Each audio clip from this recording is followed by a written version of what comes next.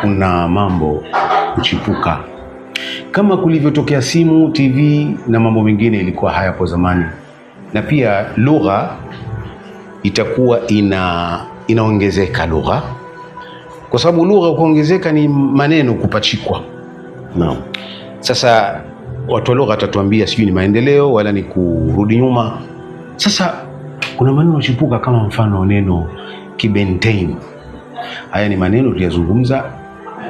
Alafu kuna neno kama mshangazi. Tutataka hebu leo kidogo kwa mukhtasari tuzungumze hii maana ya mshangazi nini? Naam, shukrani Sheikh Mwakidudwa. Kuna kabla tujaingia kwa hili neno kidogo kuna kitu alafu ili tuelewe. Unaona umezungumza lugha maendeleo ama si maendeleo katoa mfano, lakini ni kwamba kuna lugha za mtaani. Kwa Kiingereza zinaitwa slang language ama slang languages.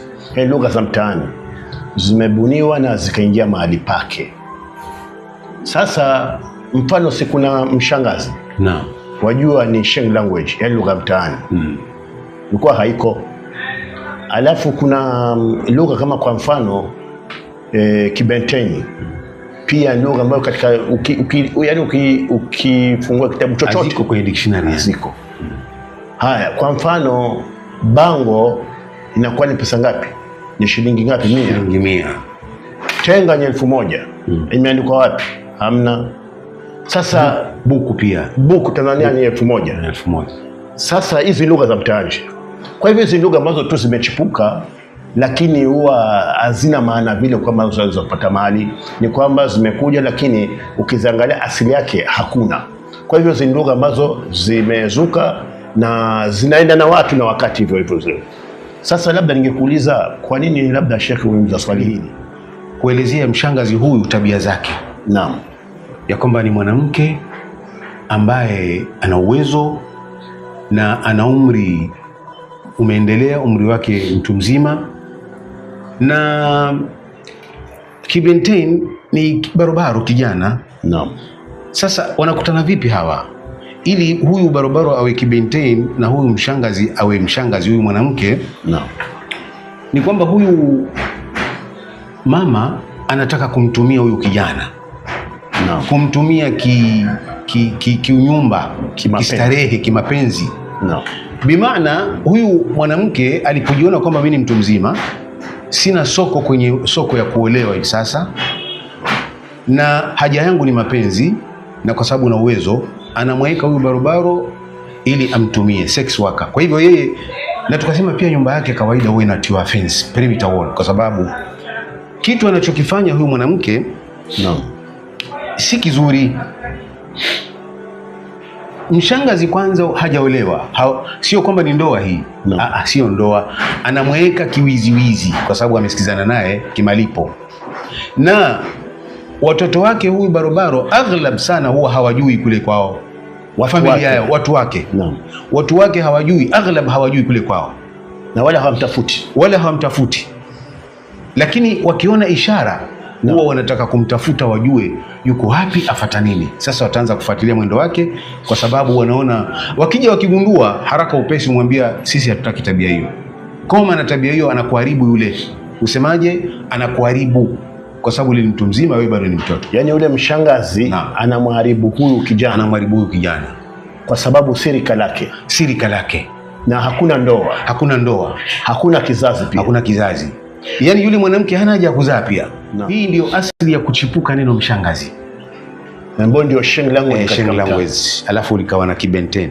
Nimekuuliza swali hili kwa sababu hivi sasa katika ulimwengu wa sasa, ulimwengu wa mtandao, utaona mambo mengi, na utamuona mtu pengine anafanya bidii haya maneno ya kisheng ambao kwamba yanazuka kwenye kijiwe. Maana haya maneno yanazuka kwenye kijiwe na vijana, mshangazi, buda, sharobaro, vitu kama hivi ni vitu vinazuka mtaani kwenye kijiwe. Kuna watu wanafanya bidii watafute aya za Qur'ani kwamba neno hili lipo, mshangazi lipatikane, na ikiwa lapatikana Bibi Khadija pia kulingana na umri aliolewa na Mtume sallallahu alaihi wasallam. Kwa hivyo Bibi Khadija pia ni mshangazi. Yani anataka kutafsiri kwamba mshangazi maana yake ni mtu mzima, mwanamke ameolewa na barobaro mdogo, ambapo ukiangalia tafsiri ya hili neno, ukiliangalia lilipotoka, halina maana ya usalama ya kuoana kama tulivyosema.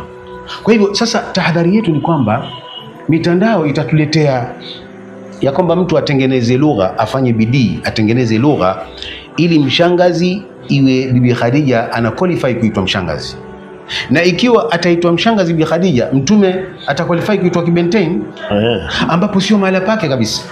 Hii ndio sababu nikataka kuileta mada hii. Zulaikha, ya kwamba Zulaikha pia alikuwa mshangazi ambaye alikuwa bibi yake Aziz, alikuwa bibi yake yule mfalme Aziz, na anamtaka Yusuf kinyume cha sheria. Ni Misri huko Misri. Sasa Zulaikha alitaka awe mshangazi kwa Yusuf, lakini Yusuf akakataa kwa kibenteni. Kwa hivyo kama Zulaikha alikuwa mshangazi shauri yake, kwa sababu yeye alitaka ubaya, lakini Yusuf hakukubali kuwa kibenteni wa Zulaikha. Zulaikha alikuwa mshangazi. Kwa hivyo dalili kwenye Qur'ani ipo, mshangazi yupo?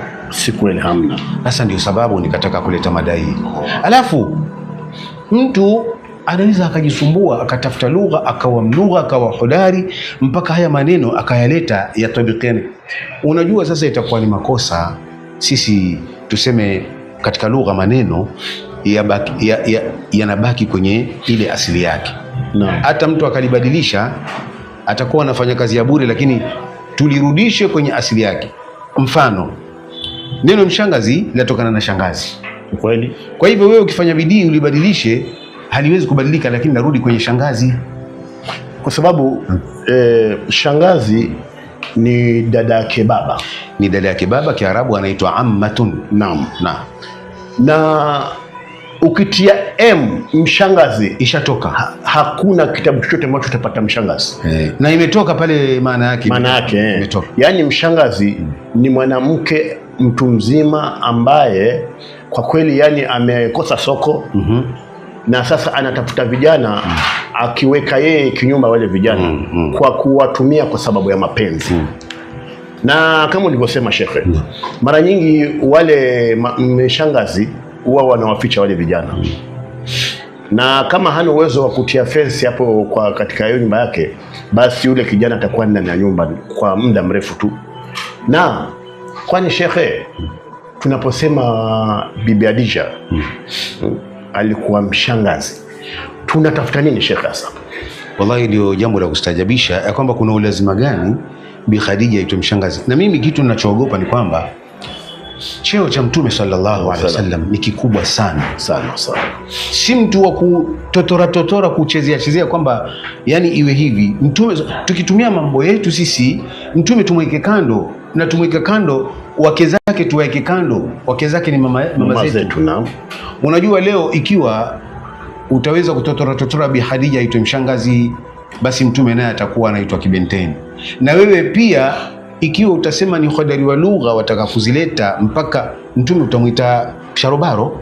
Kweli. Utakuja kumuita sharobaro Mtume sallallahu alaihi wasallam. Sopu vile ambaye kwamba anajipamba pamba kitoka, yani wanawake wanamkimbilia sharobaro. Kwani Mtume alikuwa mchafu? Mtume alikuwa msafi. Katika mifano ya usafi juu ni Mtume sallallahu alaihi wasallam kabisa. Sasa ukitaka kuleta haya maneno uweze kuyatabikisha na Qur'an, uweze kuyatabikisha na Mtume sallallahu alaihi wasallam, pia Mtume tumuita barobaro. Wake za Mtume ni mama zetu. Naam. Wake za Mtume ni mama zetu kisheria. Mtume ni baba yetu, hivi Mtume tumuite buda?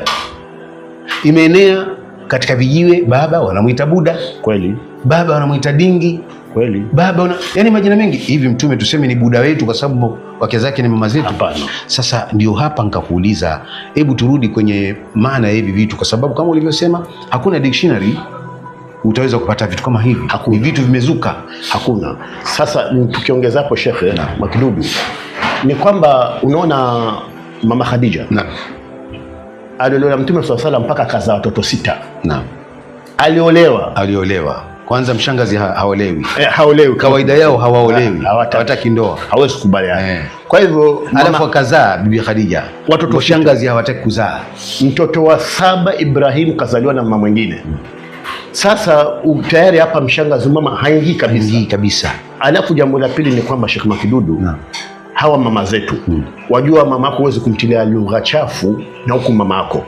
Manake lugha ya mshangazi kwa kweli si lugha nzuri, kwa sababu ni lugha ambayo mtu yoyote ukisikia mshangazi tayari mwanamke ambaye amekosa adabu, amekosa mwelekeo kabisa. Wale marika zake pia hawamtaki tena. Kwa hivyo yeye atakuwa ametoka katika nje ya mambo ya kuolewa, sasa ndio ataka kuharibu wale watoto. Na nafikiri swala hili Sheikh Makidudu tulizungumza karibu mara 3 hii, mambo ya mshangazi na kibenteni tumelizungumza muda mrefu sana na mpaka leo tunarejelea kwamba mshangazi ni mtu ambaye tusiangalie umri, si masala ya umri. Ni mwanamke ambaye ana umri wa kutosha, lakini sasa huyu mwanamke ambaye anaweka kinyumba kijana akimwita kibenteni kumtumia kimapenzi. Je, Zulekha anaweza kuwa mshangazi?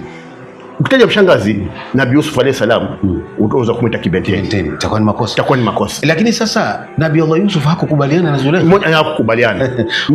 Kwa hivyo mimi naona hapa, wewe ikiwa unalazimisha wanawake wenye umri ambao kwamba wanawataka barobaro waitwe washangazi, wewe ukimwita mshangazi Zulekha, shauri yako kadri unavyotaka. Kwa sababu Zulekha alitaka kukosa adabu. Sasa ukimwita mshangazi muite peke yake, lakini huyu Yusuf usimdare, usimguse. Naam. Usimguse Yusuf kabisa, kwa sababu Yusuf hakukubali kabisa masala ya Zulekha. Kwa hivyo Yusuf hangii kibenteni, wala mama Khadija hawi mshangazi, wala Mtume SAW hawi kibenteni.